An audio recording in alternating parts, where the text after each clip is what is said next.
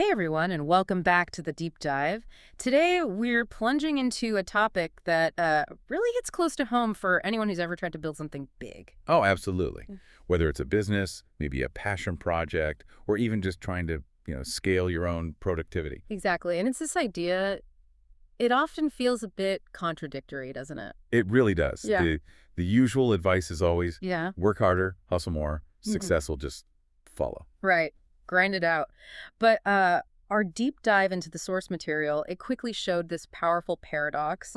We're sort of conditioned, I think, to glorify the grind, champion that relentless effort. Yeah, the hustle culture. But so often, that exact hustle, it doesn't lead to freedom. It leads to burnout or maybe even worse. hmm You create a job where you're the boss, and frankly, you're a worse boss than your last one. Oh, yeah, I've heard that one before. Yeah. It's painfully true sometimes. And the sources, they just laid it out so clearly. I think the quote was, if hustle was enough, we'd all be millionaires by now. Powerful line. But it's not hustle. It's systems that set you free. Yeah, that really stops you in your tracks, doesn't it? It just Mhm. challenges that core belief that, sheer effort is everything. It really does. And I bet if you're listening now, you've probably felt this. Have you ever been caught in that loop, just trying to out-hustle a problem? Throwing more hours at it. More willpower, yeah. Yeah.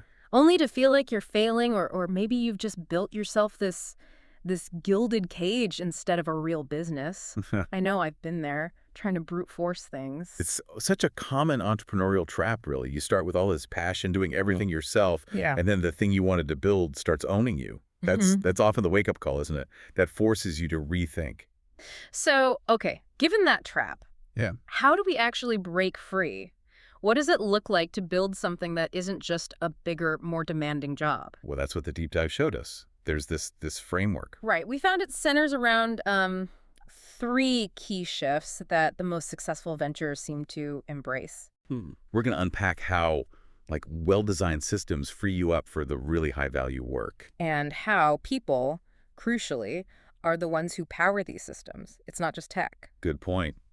And finally, this essential distinction, hustle. Hustle is for testing things out.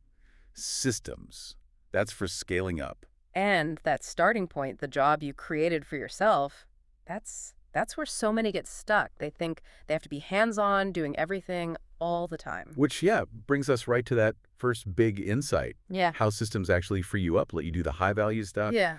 This is where you start shifting, from being the constant doer Yeah. to being more the architect. Exactly. When you operationalize things, those critical workflows, Yeah, you codify the repetitive steps. You're essentially building a machine. right. A machine to handle, like, the predictable 80% of the work. Precisely. And if you connect that to the bigger picture, it means you're not constantly bogged down in the small stuff, the minutia. Think about, like, getting off that hamster wheel.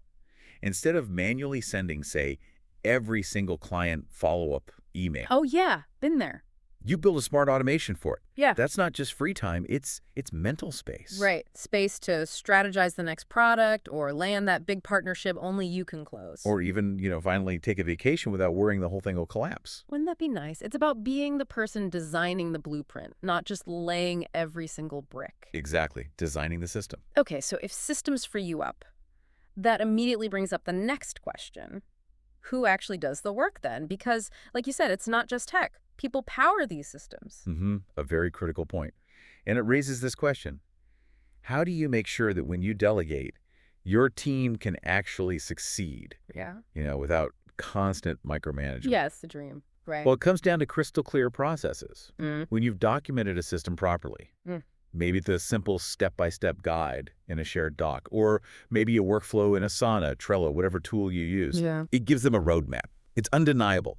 Your team knows exactly what needs doing, how to do it, and, by when. Okay, so it empowers them. Totally. It empowers them to execute consistently. It makes the whole operation more efficient and way less dependent on your constant input. It shifts their focus, too, I imagine, from what should I do now to maybe how can I make this system even better? Exactly. That's the goal. Ownership within the system.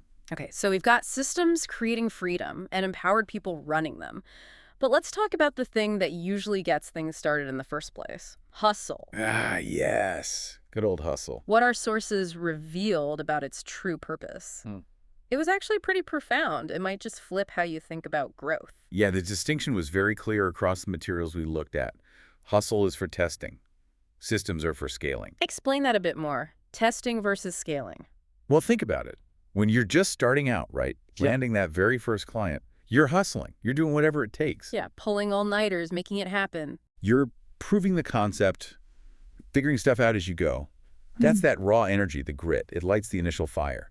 You're basically running small experiments, Yeah. seeing what works, what sticks. Okay, that makes sense for the beginning. But try applying that same level of raw, unfiltered hustle when you get to your 100th client or your 1,000th. Oh, yeah. No way. Instant burnout. You absolutely cannot out-hustle that kind of volume. It's just not possible.